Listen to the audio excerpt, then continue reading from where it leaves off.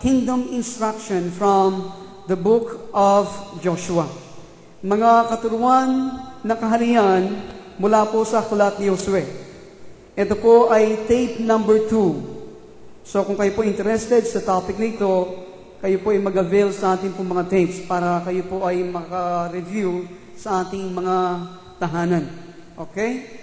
Kaya ito po ang tape number 2 natin sa teaching nito about the kingdom in the book of Joshua.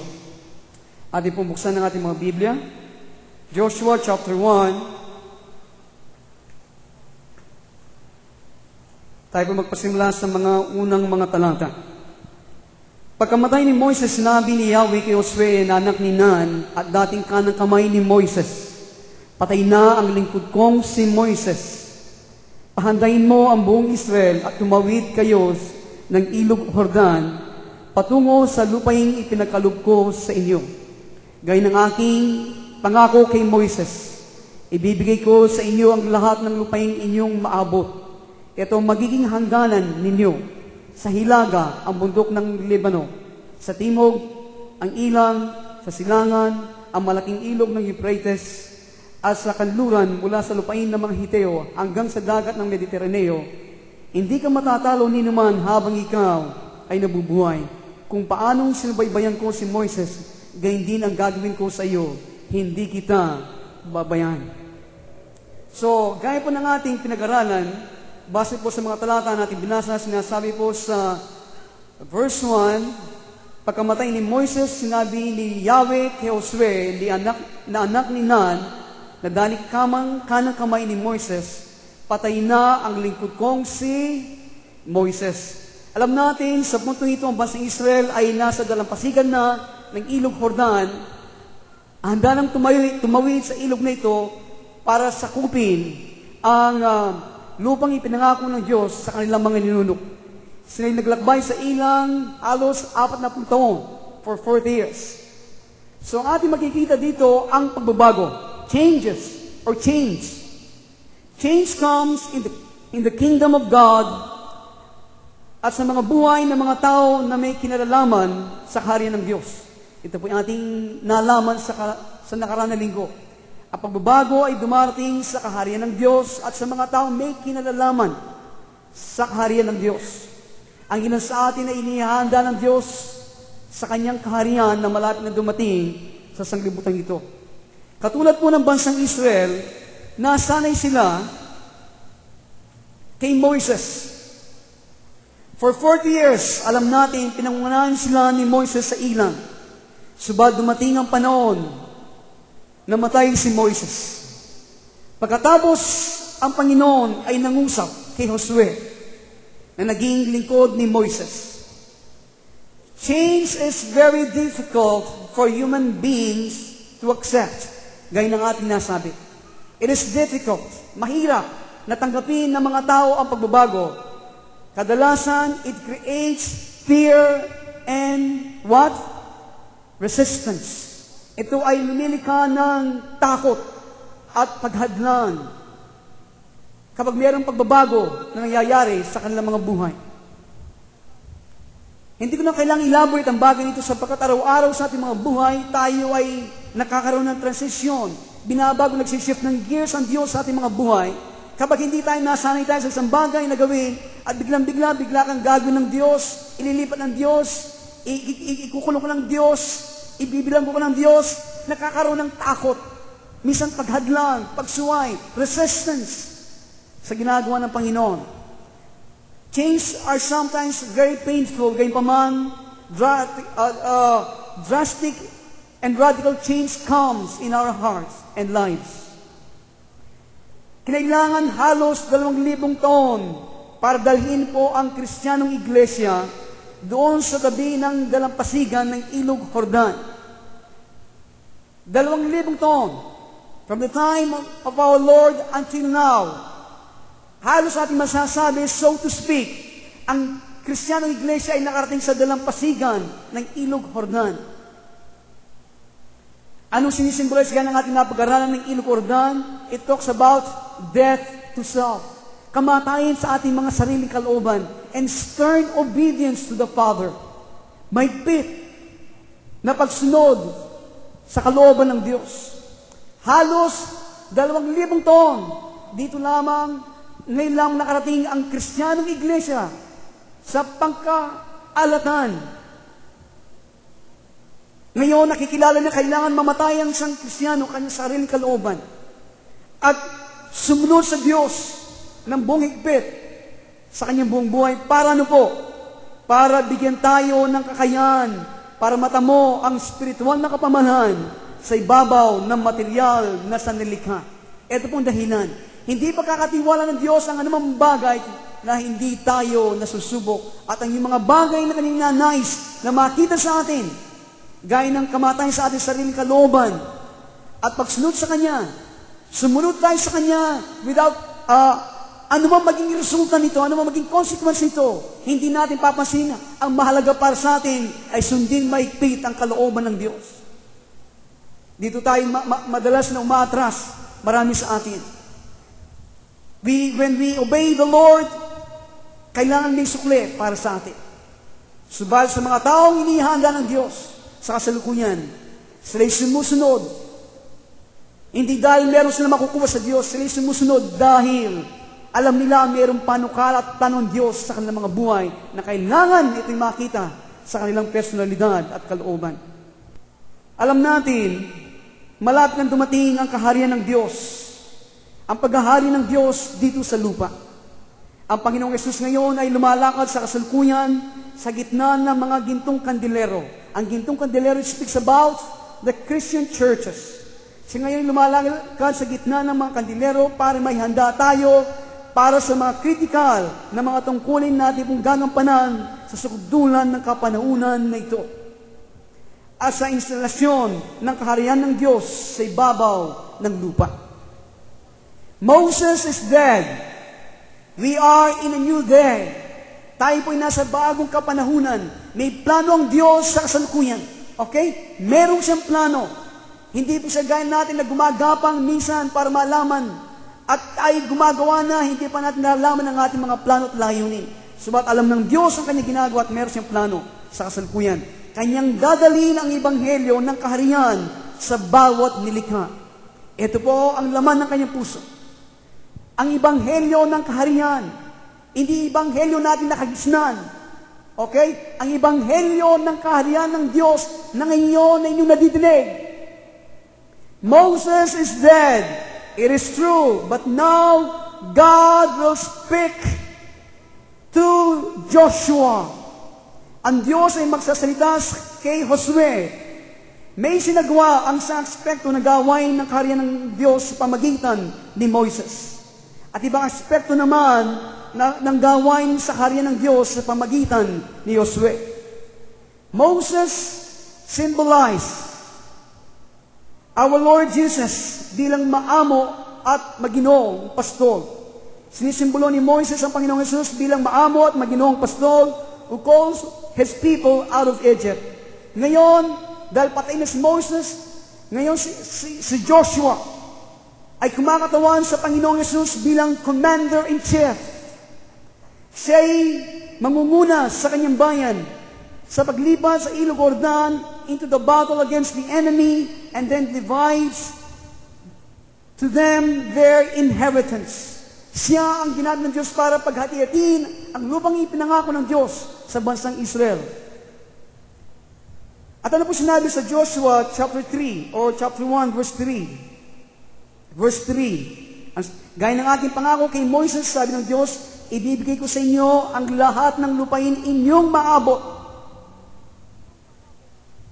So dito ating nakita, para pong ating malaman at maangkin ang mga lupain ito na binibigay ng Diyos sa atin, first of all, gaya po ng ating napag-aralan, dapat natin tiyakin kung saan tayo nais dalhin at papuntahin ng Diyos. Okay? Yun po yung mahalaga. Ito po ang kahanga-hanga sa ating Diyos. Kapag meron siyang pinagagawa, kanyang tinitiyak, o pinapupunta tayo sa isang lugar o anuman, kanyang tinitiyak na alam natin ang ating ginagawa at alam natin kung saan tayo pinapupunta. Okay? Kaya, At siya nagbigay ng mga probisyon sa atin para ating malaman kung saan tayo dinadala at pinapupuntahan ng ating Panginoon. Gaya ng aking nasabi, minsan tayo po'y mga likabok, mahirap para sa atin na malaman kung saan tayo pinapupunta ng Diyos, sa kabila na alam niya ang bawat sa inyo, kung saan niya nais kayo papuntahin. Subalit sa ating bahagi, minsan mahirap. Okay, mahirap dahil alikabok tayo, minsan meron tayong mga shortcomings, mga pagkukulang, kaya hindi natin nakikita kung saan tayo pinapupunta ng Diyos.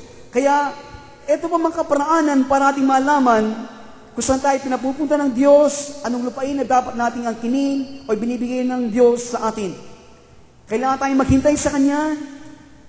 Kailangan natin basahin ang Kanyang mga salita from the Scriptures. We have to read it day and night and meditate upon it. From special revelation given to us, from experience, ating karanasan, at iba pang lahat ng mga kaparaanan na binibigyan ng Diyos para patnubayan ang Kanyang mga binanal. Kaya kapag ating ginawa mga bagay nito, ang dapat natin gawin, we must move forward prayerfully. Okay? Pagkatapos po natin ginawa mga bagay nito, kailangan tayong sumulong na may panalangin sa ating mga puso. Hindi lang tayo basa-basa na, okay, nalaman mo ang kalooban ng Diyos, okay, nandito ka na, Lord, nandito na ako. Habang ikaw yung mahakbang, nalalaman mo na doon ka dinadala ng Panginoon, but you have to move prayerfully. Okay? Prayerfully, each moment, dumadala ka sa Diyos. Lord, ano pang gusto mo dito? Anong dapat mong gawin? Seek His mind, each moment. E dito po ay mahalaga. Kaya, tayo po ngayon ay lumundag sa Joshua chapter 1, verse 4. Dito po tayo tumigil sa verse 3. Ngayon po ating talakayin ng verse 4. Ito magiging hangganan ninyo. Sinabi ng Diyos ang mga geographical boundaries ng Promised Land. Okay? Ito po sila. Sa hilaga, ang bundok ng Lebanon, sa timog, ang ilang, sa silangan, ng malaking ilog ng Euphrates, sa kanluran, etc. So, ating po makikita dito, sa mga talata na ating binasa sa verse 4, the Lord gave the geographical boundaries, o yung geographical na hangganan ng lupang pangako. Sinabi po ng Diyos sa mga Israelita na Kanya pong ibibigay sa kanila ang lahat ng teritoryo, listen, lahat ng teritoryo o lupain na nahapakan ng talampakan ng kanilang mga paa. Ito po Kanya sinabi. Subalit Kanya pong dinefine, subalit Kanya pong pinaliwanag sa kanila o sinabi mismo pauna pa yung mga teritoryo na kanilang dapat sakupin. Okay? Yan po yung mahalaga. Binanggit ko sapagkat meron po kami mga Bible verses sa bahay, ito po ang lagi sinasabi ng Panginoon. Anuman sa mga tumungtong talampakan ng iyong paa ay magiging iyo. Minsan po ginamit ng mga charismatic, ang mga talatang ito, okay, ang aking talampakan, ang aking paa dito, sa akin na ito. Saan mo sila pumunta? Sa akin ito. Hindi po ito ang sinabi ng Panginoon. Ibinigay yung i-define niyang maliwanag anong geographical na boundaries na sinasakupan at naispasakop ng Diyos sa kanila. Okay? Minsan po maraming charismatic ngayon isang verse kukunin out of context, pagkatapos gagamitin ng personal at pag-angkin na naman sa kapakanan ng sarili. Kaya minsan maraming charismatic nag-aaway. Sa amin yan, nandito na duntong aming talampakan namin pa, wala ka ng karapatan dyan, sa akin na yan. Faith! So, ito po sinabi ng Diyos, ang geographical boundaries sa bansang Israel. So it is with us. Ito rin sinabi ng Diyos sa atin. Alam ng Diyos kung saan niya nais tayong pumunta. Yan po yung mahalaga, hindi ba? Kay ganda. Na alam mo na alam ng Diyos kung saan kanya nais pumunta. Kaya alam niya ang direction na nais kanya pumunta, kaya kanya ginagawa, siya po'y kumikilos, gumagawa kasama natin para kanyang patunayan ang kanyang plano para sa ating mga buhay. Amen? Ito po'y nagbibigay ng ginhawa at kaaliwan sa akin. Alam ko na minsan ako'y nagkakamali sa aking kapalpakan. Alam ko'y gumagawa kasama kong Diyos nagtatrabaho para yung kanyang plano at panukala ay aking magawa sa aking buhay. Okay? Ang kapalpakan po ay bahagi ng tao, hindi bahagi ng Diyos. Andiyan po kayo. Pero alam ko, sa kabila ng lahat na ito, God can turn it for my own good. Okay? So, ito pong ginagawa ng Diyos sa atin. Kaya tayo po ay nagpupunyagi maabot natin ang hangganan or the mark na ginawa po ng Diyos sa atin. There is no greater joy than to seek the will of God for our own life. Yun po yung maganda. Na walang magdudul ng dakilang kagalakan na hanapin ang kalooban ng Diyos para sa ating mga sariling buhay.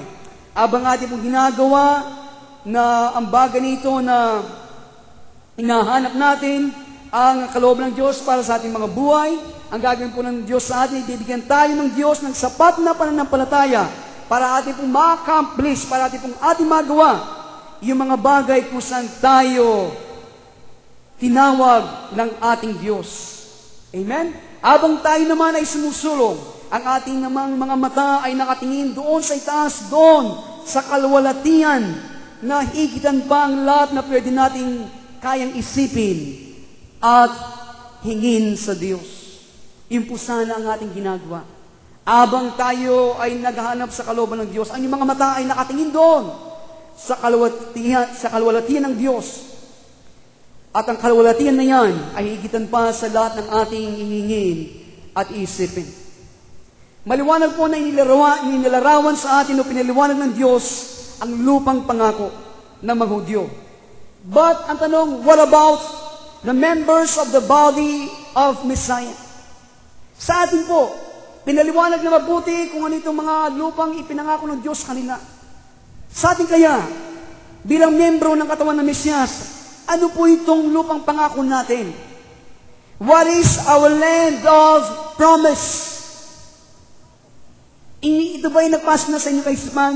What is your land of promise? Sa mga Hudyo maliwanag na ibinigay ng Diyos sa kanila. Sabi kaya, ano kaya itong land of promise natin? Any guess? Ito po yung ating makikita sa Revelation 21, verse 7. Ating makikita ang ating land of promise, ang ating lupang pangako. Revelation 21, verse 7. Sinasabi, He that overcometh shall inherit all things, and I will be his God, and he shall be my son. So, sa talatang yun, saan yung lupang pangako natin? Ano yung lupang pangako natin base sa talatang yun? Sinasabi, siya na magtatagumpay ay, sa inyong Red Bible, ay wala po doon ang yung sinasabi kong lupang pangako. He that overcometh shall inherit all things. Kaya lupang pangako natin dito ay ating mamanayin ang lahat ng bagay. All things. Okay. Our land of promise is all things. Ano pa? Our land of promise is the spiritual throne. Isa bang land of promise natin ay ang spiritual na trono which governs the universe. Para pamalahan ang sansinakop. Yan ba'y nasa Bible? Opo, tignan natin sa Revelation chapter 3, verse 21. Chapter 3, verse 21. Isa bang land of promise natin? To him that overcometh. Imagine, no? Tignan niyo po ang mga inheritance nito. Hindi, itaas niyo kamay. Papasukin si Kristo sa inyong manang ito. No! Lagi may kondisyon. To him that overcometh.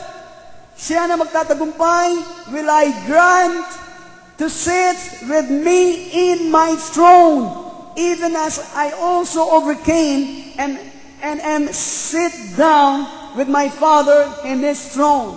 Kaya, dito ang ating panglubang pangako ay ang trono ng Diyos. The spiritual throne. Ano po yung spiritual throne? To govern the creation. Kaya sinabi po ng Diyos, speaking of men, sinabi niya patungkol sa tao, the scripture states, ito po sinasabi ng kasulatan patungkol sa tao, Hebrews chapter 2 verse 8, Thou hast put all things in subjection under His feet. Inilagay mo sa tao ang lahat ng mga bagay sa pagsuko o kapangyarihan sa ilalim ng kanyang mga paa. Ito po sinabi po ng Diyos sa tao. Kaya, Sinasabi, he that overcomes shall inherit all things. Yung pong lahat ng mga bagay, ang tinutukoy po nito ay ang mga material na sanlilikha. Yung pong all things, ang tinutukoy po nito ay material creation sa lahat ng ginawa ng kamay ng Diyos. Yung my throne ay sa pangmana natin na sinabi ng ating Panginoon, to him that overcometh will I grant to sit with me in my throne. Ito po ay spiritual throne. It refers to the fullness of authority and power of Messiah. Ang tinutukoy po nito ang buong kapuspusan ng pamamahala at kapangyarihan ng Mesiyas. Jesus over all things. Si Jesus, siya po ang nangingibabaw sa lahat ng bagay. So therefore, ang ating lupang pangako, ang ating pong inheritance, listen to this is very important. Ang ating pong mamanahin, base sa dalawang talatang ito, the inheritance of the victorious saint. Ang inheritance po ng isang mananagumpay is the spiritual rulership over the material creation. Ayun po. Espiritual na paghahari sa ibabaw ng lahat ng material na nilikha ng Diyos. Nandiyan po kayo? So, ang pinakamana o inheritance ng Panginoong Hesus, sinasabi, ay ang mga bansa at ang mga pinakadulong bahagi ng lupa. Yan po sinasabi sa Psalms 2:8. Ang mana, ang pinakamana ng Panginoon, ay ang mga bansang ito ng sanglibutan at ang pinakadulong bahagi nito.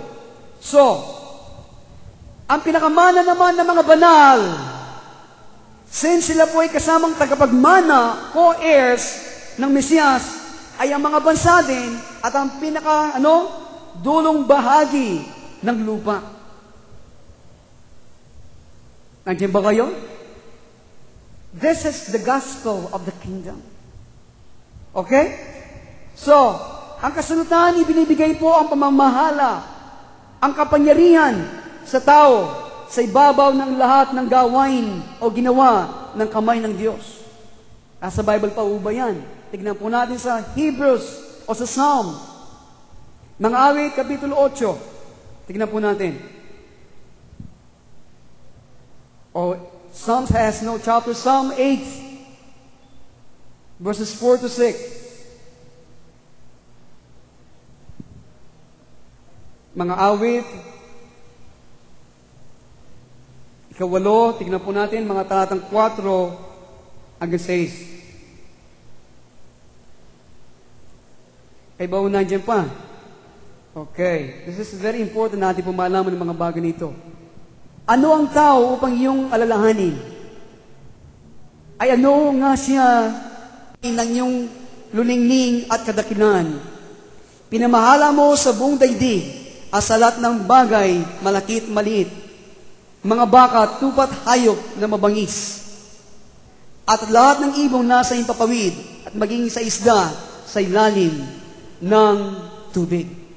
Kaya dito pa maliwanag na sinasabi sa atin, ang context po ng mga talatang ito, pinapakita ng lahat ng bagay, yung lahat ng mga bagay, ang tinutukoy nito ay ang kalangitan, ang buwan, ang mga bituin, and all the animal life upon the earth. So, ito po tinutukoy ang lahat ng mga bagay. Ito po ay pamamahala, ay pinakatiwala sa tao para kanyang i-govern. So, sina Dan at Eva po, kanilang pinili na sundan at sumunod kay Satanas, gaya ng sinasabi ng salita. Dahil po sa kanilang ginawang ito, kanilang nawala ang kapangyarihan at pamamahala para maghari po sa ibabaw ng lahat ng ginawa ng kamay ng Diyos. Dati ang pamamahala sa lahat ng sanlilikha ay pinakatiwala kay Adan at Eva. Subat nung sila'y sumunod kay Satanas, kanila pong nawala ang kapangyarihan at pamamahala. Ang kapangyarihan, ito, para po maghari sa ibabaw ng lahat ng nilikha na kamay ng Diyos, ay inagaw ni Satanas at ng kanyang mga fallen angels or nobles ng spiritual na kaharian. Kung ating pong pagmamasdan ang mundo sa kasalukuyan, ating makikita ang bunga ng paghahari ng masasamang espiritu nito. Hindi ba? Kung inyo pong pagmamasdan ang kasalukuyan na sanglibutan, inyo po makikita ang bunga ng paghahari na masamang espiritu nito. We can see violence. Actually po, violence ang karasan nito po ang pagsasatao ni Satanas. Puot, ang drugs, ang immorality, ang hatred, and even religion. Alam po niyo, lahat ng reliyon na ginawa ng tao ay mula sa mga demonyo. Binigay lang sa reliyon ng Diyos ang Judaismo. That's the only religion God gave us. At lahat ng mga reliyon na sumulpot sa sanglibutan na nagbunga sa kaisipan ng tao, they are demon-inspired. Even divorce and immorality. Ito po ang bunga ng paghahari ng masamang espiritu sa sanglibutan. Ang mundo originally, ito po dati ay isang paraiso ng pag-ibig, kagalakan, at kapayapaan. Subalit ngayon, ito may naging sigawan ng apoy ng matinding galit, kahirapan at kabiguan. Ang ating nakikita at ang ating pong makikita, ang mga gawa ng diablo, ng ating kaaway, minamasdan ang kanilang mga personalidad at gawa ng mga maharlikang mga dakilang mga spiritual na mga demonyong ito. Nung nakaraan po, sila po ay kanilang pinili na labanan ang makapangyarihang Diyos. So men today cannot control the works of God's hands. Sa kasalukuyan, ang mga tao hindi nila kayang kontrolan ang nilikha o ginawa ng kamay ng Diyos, ni kontrolan ang kanila pong mga sariling mga espiritu, kaluluwa at mga katawan. Ang spiritual na kontrol ng material na sanilika ay tangan na buong higpit na mga masamang mapaghimagsik na espiritual na mga Panginoon at na kanilang mga demonyo, mga supling. Ang tradisyonal na pagkaunawa po natin sa kristyanong kaligtasan ay yung pong maniwala kay Jesus, it qualifies us, ginagawa po tayong karapat-dapat na pumunta sa langit kapag tayo'y namatay. Hindi ba? Ito pong ating tradisyonal na pagkaunawa sa kristyanong kaligtasan. Maniwala kay Jesus, pagkatapos tanggapin mo siya, okay, meron ka ng ticket sa kalangitan when we die. But to die and go to heaven is not to inherit all things. Hindi ba? Hindi ito ang gantimpala ng mga mananagumpay na ipinahayag sa kasulatan. Ang mamatay at pumunta sa kalangitan, hindi po ito ang mana ng mga mananagumpay. To die and go to heaven is to rest from the battle. Iyon po ang dahilan kung tayo po naunang mamatay at kunin ng Panginoon. Ang mamatay at pumunta sa kalangitan ay magpahinga sa digmaan sa sanglibutan ito. And we will go to heaven in the place of rest, a place of waiting, isang lugar para maghintay. Sa oras ang Panginoong Yesus at ang kanyang mga banal ay bumaba mula sa langit at kanilang samsamin ang paghahari sa material na sanilika mula sa kaaway. Yung ba'y maliwanag? Yung ba'y maliwanag? Kaya ngayon natin nakikita ang personification ng mga spiritual nobles na isang panahon ay nagimaksik, they defy against the Almighty. At marami sa atin, gaya ng ating napag-aralan, we are being used by these spiritual nobles. Kung nandito sa ating mga puso, gaya ng ating binanggit sa nakaraan, kapag meron tayong galit at both and forgiving spirits in our hearts. So, sa kasalukuyan, the overcoming personality, o kaya matagumpay na personalidad, ay pinoporma ng Diyos sa bawat isa sa atin. We need that overcoming personality in order to reign and rule with the Lord in His kingdom. Ano pa yung matagumpay na personalidad na yan? Meron pong matagumpay na personalidad, but there are three major aspects of this overcoming personality. Yung pong faith, hope, and love. At marami pa, pero these are the three major aspects of the overcoming personality na pinoporma ng Diyos sa inyong personalidad. Kaya, ito pong ginagawa ng Diyos sa atin para atin pong we can govern with the Lord. So, if we learn to conquer now, we will rule with the Lord Jesus when He appears from heaven. Ito pang kondisyon. Kaya kung tayo po'y natutong magtagumpay sa kasalukuyan, sa ating kalooban, sa kasalanan, at sa sanglibutan, ngayon, then we will rule with the Lord. But if the world and Satan, our lust, ang ating pong kaalayan and our self-will are able to overcome us now, then we will not inherit all things. Kaya kung tayo pinapagtagumpayan ng tatlong bagay na ito, ang ating kaalayan, ang sanglibutan, ang demonyo, Satanas, ang ating sariling kalooban, hindi natin mamanayin ang lahat ng mga bagay. Alam po ninyo, dito po, nakakaroon ng malaking pagkakaiba ang pangangaral ng kaharian ng Diyos sa ating mga tradisyonal na ebanghelyo na ating nakagisnan. Ang goal natin, makarating sa langit, magpuri doon ng 1,000 bilyones na taon. Yun lang pong ang orientation natin, hindi ba? Kaya maraming mga tao, lalo ng mga kapatid natin, mga Baptist, ang kailang forte ay evangelism. Pasok ng mga tao, pagkatapos eternally secured.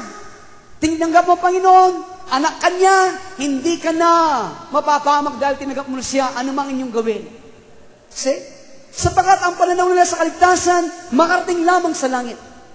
Subalit ngayon, idinadagdag ng Diyos, nagkakaroon ng revival in the Word. Ibinubukas niya sa ating mga salita, meron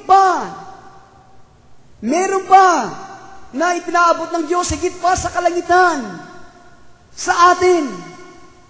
Nais niya na ang lahat ng mga bagay na kanyang nilikha, kung ano ang unang tao na kanilang kalagayan, na sila'y dapat mamuno, i-govern, mamahala sa lahat ng ginawa ng kamay ng Diyos, inawala dahil sila'y sumunod kay Satanas. Ngayon, meron isang dakilang tao higit na dumating, ito'y walang ibang ating Panginoong Jesucristo, na siya'y sumunod na lubusan sa Diyos, na ngayon ay namatay para sa atin. Ibinigay kanyang buhay. Lumuklok sa kanang kamay ng Diyos. Ibinigay ang kanyang spirito, ang kanyang salita. Para tayo rin ay makapamuhay gaya ng kanyang siya'y namuhay. Ibalik ang paraiso dito sa lupa. Nandiyan ba kayo? Kaya mga kaibigan, mayroon pa, higit pa sa kalangitan, na inihandog ng Diyos sa atin. Subalit, mayroong mga kondisyones na dapat nating ma-meet sa ating buhay para ating pong makamtan ng mga bagay nito sa ating mga buhay. Sana, in every moment of our life, we are being sensitive to the presence of God. So, hindi po tayo makaabot sa kalwalatian ng tinakda at tinalagaan ng Diyos para sa mga anak ng Diyos kung tayo po ay nagdadaig ng mga bagay na ito na aking binanggit. Joshua, chapter 1, verse 5. Tayo magbalik doon. Verse 5. Kanina sa verse 4, binigay po sa atin geographical boundaries. Ngayon sinasabi sa verse 5, hindi ka matatalo ninuman habang ikaw ay nabubuhay. Kung paanong sinubaybayan ko si Moises, gayon din ang gagawin ko sa iyo. Hindi kita pababayaan. So sinasabi po ng Diyos ito kay Josue, there shall not any man be able to stand before thee all the days of thy life. As I was with Moses, so I will be with thee. I will not fail thee, nor forsake thee. Napakasarap na mga pangako ng Diyos. Kaya ang sang nagtitiwalang banal, listen to this, ang sang nagtitiwalang banal ay hindi po siya may hipo o may gugupo ng kaaway o ninuman tao. Ang bautismo sa atin na nabautismo sa Panginoong Hesus ay nabautismo ng kanyang kamatayan at ng kanyang muling pagkabuhay. Did you hear that? Ang bawat isa sa atin na nabautismo sa Panginoong Hesus ay nabautismo sa kanyang kamatayan at sa kanyang muling pagkabuhay. Para mapagtagumpayan tayo ni Satanas, kailangan niya munang pagtagumpayan ang buhay na muling bumuhay sa ating Panginoong Kristo na nananahan sa atin. And He cannot do that. Subalit marami pong mga mananampalataya ang hindi nakakaunawa sa katotohanan ito o ayaw nilang paniwalaan. They are timid and fearful. Ito po nga aking napapansin. Marami nga mananampalataya ng ating Panginoon ay mga mahiyain o matatakutin at puno ng pangangamba. Sila'y nagiging moody, introspective,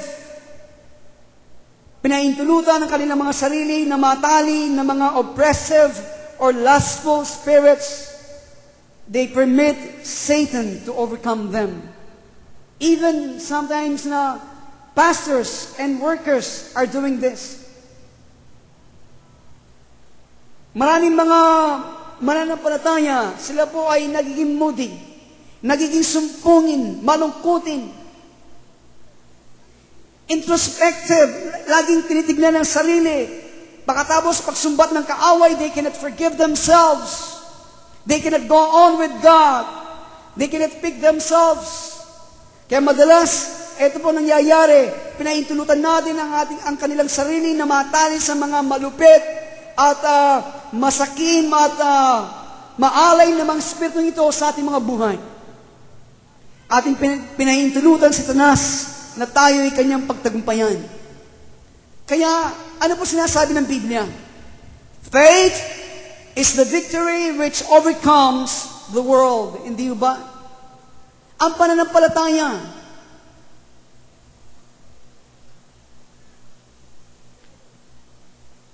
Andiyan ba kayo? Ang pananampalataya,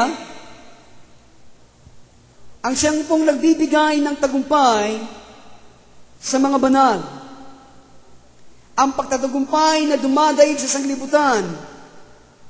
So, we need to have faith in the Word of God, in the Lord. Gaya po sinabi kanina, ipinaliwanag sa atin sa Bible, sa ating pong Bible study. What faith is? So, ipinangako po ng Diyos ang lahat ng kapangyarihan sa atin sa ibabaw ng lahat ng kapangyarihan ng kaaway sa pamagitan po ng Mesiyas. So the church is the most powerful force upon the earth. Yan po sinabi ng Diyos sa atin. Ipinangako ang kapangyarihan, lahat ng kapangyarihan sa atin, sa ibabaw ng lahat ng kapangyarihan ng kaaway, sa pamagitan po ng Mesiyas. The church is the most powerful force upon the earth. Sana pa inyong nakuha yun. Ito po ang pinakamalakas na pwersa sa ibabaw ng sanglibutan ng iglesia. Ang mga bansa ng mundong ito, lumilitaw na para bang sila ang makapangyarihan. Subalit ang isang banal na lumalakad po sa patnubay ng Mesiyas ay mas authoritative, mas powerful, mas makapangyarihan kaysa sa pagsama-samaan po natin ang lahat ng bansa sa mundong ito. We don't say it now, but later we will say it. Gaya ng aking nasabi, tayo inihanda ng Diyos sa sakdulan ng kapanahunan. We will see the saints who are bearing the end-time testimony, gaya pong nangyari sa mga propeta, kay Elijah at kay Elias. By these prophets, no nation can overcome them. Opo, ating mo nakikita ngayon ang bawat sa atin. Tayo po ay sinusubok tuloy-tuloy and thoroughly, hindi ba? Buong buo. Ang sinasabi ba, barang impractical, sinasabi ko in English, the most powerful force upon the earth. Ngayon lang wala tayong pagkain, minsan makakain. At sinasabi siyang pinakamakapangyarihan na puwersa. Para ba nga mga bansa mas dakila, pero ang kinasabi, isa lang banal. Imagine, only one saint. Pero na lumalakad sa kalooban at patnubay ng Diyos. Pag samasamaan naman ang lahat ng mga bansa, they cannot overcome even one saint. You will see this. Hindi mo makikita ito sa mga panahon na darating. O tiyak, tayo po sinusubok. Tuloy-tuloy. Bungbo. Totoo, tayo po ibinababa. Habang pinoporma ang katotohanan sa ating pong panloob na bahagi. Minsan tayo po dumarating sa punto na tayo po ay mawalan ng pag-asa. There are long seasons of oppressions. Hindi ba? Ito po yung kinakita sa ating maraming mga manggagawa at mga pastor. Sinasabi niya, there's a long way to go. Gayunpaman, mayroong mahabang panahon ng kalupitan na ating napapansin. Minsan, God seems so far away. Para bang napakalayo ng Diyos sa atin. Alam po ninyo, kapag ang ganitong mga panahon ay nagaganap sa atin, kailangan tayong manatiling nagtitiwala sa Panginoon at naghihintay ng buong tiyaga sa Kanya. Sapagkat alam natin, for His strength is made perfect in our weakness. Hindi ba? Ang Kanyang kalakasan ay nalilikhang ganap sa pamagitan po ng ating mga kahinaan. Tayo sinusubok ng buong tindi at kalupitan dahil po tayo sinasanay para maghari sa sanlilikha. We must learn, first of all, to rule the small and sometimes not so small problems with which we are faced now. Kaya kailangan po tayong matuto mga kaibigan at mga magulang. Una sa lahat, na maghari sa mga maliliit na omisan, hindi ganong maliit na mga problema na ating iniharap sa kasalukuyan. Are you learning to rule or are you being ruled? Kayo ba'y natututong maghari sa mga problema o kayong pinaghaharian ng inyong mga problema? Maliit o malaki, doon po tayo sinasanay sa kasalukuyan. Ako ay nagpapasalamat sa Diyos sa ilan po sa inyong pagsishare. Ang mga katotohanan ito ay nagiging bahagi ng inyong panloob na bahagi. Mayroong mga problema, hindi gaya nung dati, nagiging pabigat. Ngayon, instead na nagiging pabigat, I can see you are walking above. You have learned to rule. Okay? So, I thank God na ang mga katotohanan ito ay nagiging bahagi na ng inyong personality and character. Praise God for that. So, ang tanong ngayong umaga, are we conquering in Jesus' name and power? Tayo ba nagtatagumpay sa pangalan ni Jesus at ng kanyang kapangyarihan? Tayo ba? Are we picking ourselves up? Ating bang dinadampot ang ating mga sarili? O dinadampot yung mga problema natin? Inilalagay ang ating pananampalataya at pagtitiwala kay Jesus at patuloy na nagmamarcha? Hindi po nadidig ang katanungan ng Diyos. Bawat mananampalataya ng Mesiyas ay pwedeng maging victorious Christians or saints. There is no exception. Ang bawat sa inyo ay pwedeng maging matagumpay na Kristiyano. Wala pong tinatangi. Okay? Hindi nyo masasabi siya lang. No. All of us, without exception. Walang tao makakatayo sa harapan ng mananampalataya ni Jesus.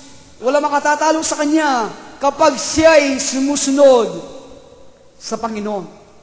Kapag hindi siya sumusunod, it is easy for Him para siya'y mapagtagumpayan.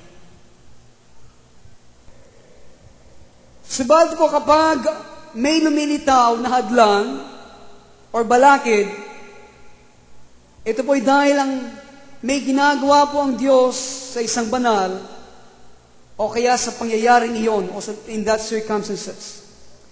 But Messiah and they who are in Messiah are always victorious. Amen? Ang Mesiyas at lahat ng nasa Mesiyas ay laging mananagumpay at magtatagumpay. Wala akong job na makakatayo sa harapan ng isang mananampalataya na nagpupunyaging sumulong sa dugo ng kordero patuloy nagsasalita ng pananampalataya sa sinabi ng Diyos sa kanya, and who loves not his own life to the point of death. Walang diablo makakatayo sa kanyang harapan. Amen? Hindi niya mamahalin ang kanyang buhay hanggang sa punto ng kamatayan. Walang gobyerno sa ibabaw ng sanglibutan ito ang may kapangyarihan na isara ang kanyang pintuan sa gawain ng Ebanghelyo kapag ang isang banal ay nagmamarcha sa Mesiyas. Tanging lang kapag tayo nagpasimulang magtiwala sa kamay ng laman na ating makikita ang mga pintuan ay masasara laban sa mensahe ng Ebanghelyo ng kaharian ng Diyos. The God whom we serve is greater than all. Ang Diyos natin pinaglilingkuran ang siyang dakila kaysa sa lahat. There's no door that He cannot open. Wala akong pintuan na pwedeng hindi niya kayang buksan.